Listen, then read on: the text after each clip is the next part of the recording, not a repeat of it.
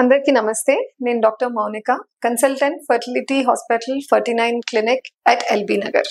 ఇవాళ మనము total fertility rate గురించి మాట్లాడదామండి.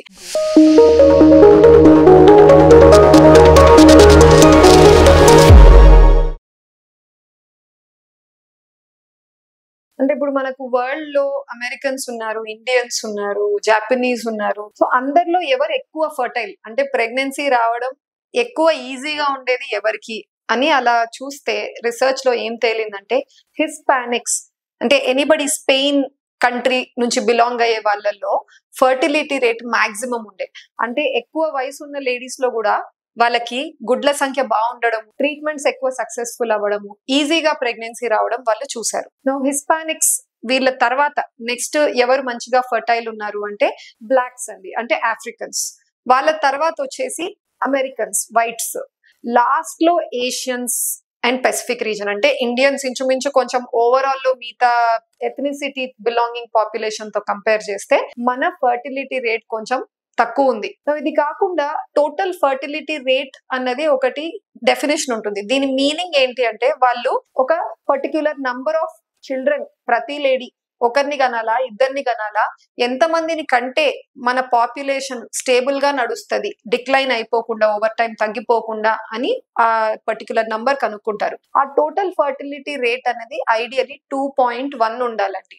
ఇండియాకి మన టోటల్ ఫర్టిలిటీ రేట్ 2021 లో 2.0 ఉండే. అంటే ప్రతి లేడీ మోస్ట్ యావరేజ్ లో పాపులేషన్ ప్రతి లేడీ యూజువల్ గా అట్లీస్ట్ ఇద్దరు పిల్లలు ప్లాన్ చేసుకునేది ఫ్యామిలీ. సో ఇలా ప్లాన్ చేయడం వల్ల మన పాపులేషన్ సమానంగా వెళ్తూ ఉంటుంది. అంటే ఓల్డ్ అయిపోయి చనిపోయిన వాళ్ళకి మళ్ళీ కొత్త జనరేషన్ వస్తుంది అనమాట, స్టేబుల్ గా రన్ అవుతా ఉంది.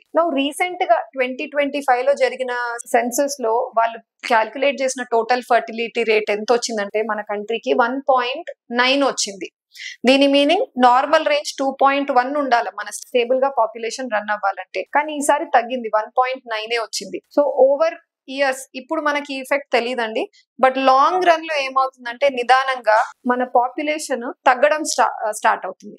నిజమే అనుకుంటారు, ఇండియాలో ఇంత పాపులేషన్ ఉంది, చైనాను కూడా దాటేసాము, ఎందుకు ఇవన్నీ మాట్లాడుతున్నారు అని అనుకుంటారు. కానీ ఇవన్నీ విషయాలు ఇప్పట్లో తెలియదండి, తర్వాత తెలుస్తుంది. For example I want to quote, ఇప్పుడు జపాన్ ఉంది, ఇంత మంచిగా డెవలప్డ్ ఉంది. మీరు అక్కడ వెకేషన్ అట్లా పోయినా, హాలిడే పోయినా మీరే అనుకుంటారు ఇంత డెవలప్డ్ గా ఉన్నారు, ఇంత క్లీన్ గా ఉంది కంట్రీ, ఇంత బాగుంది అని అనుకుంటారు. కానీ వాళ్ళ టోటల్ ఫర్టిలిటీ రేట్ వాళ్ళకి క్యాల్కులేట్ అయింది చాలా రికార్డ్ లో వచ్చిందండి.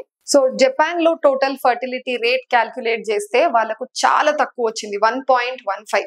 అంటే ఎక్కువ శాతం అండి జపాన్ లో వేరే వేరే రీజన్స్, అంటే ఒకటి పిల్లల్ని రేస్ చేయాలంటే కాస్ట్ ఎక్కువ ఉండడం కావచ్చు, లేదా వాళ్ళు మనలాగా జాయింట్ ఫ్యామిలీస్ లో ఉండరు, సో వాళ్ళకు కష్టమేమో పిల్లల్ని పెంచడం, సరిగ్గా టైం ఇవ్వలేకపోతామేమో, ఇట్లా ఎన్నో వేరే వేరే సొసైటీ రూల్స్, వాళ్ళ వ్యూయింగ్ ఫ్యామిలీ పరంగా, కల్చరల్ ప్రాక్టీసెస్ పరంగా చాలా మంది పెళ్లిళ్ళు వద్దనుకుంటున్నారు, పిల్లలు పుట్టించుకోవట్లేదు, సో వాళ్ళకి చాలా తక్కువ అయిపోయింది.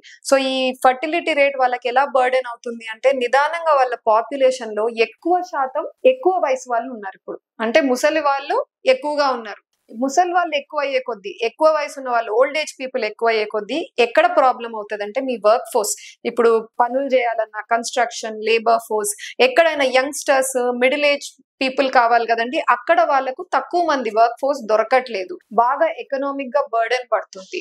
సో ఇలా జరగకూడదు అని వాళ్ళు ఎన్నో మెజర్స్ తీసుకుంటున్నారు సడన్ గా.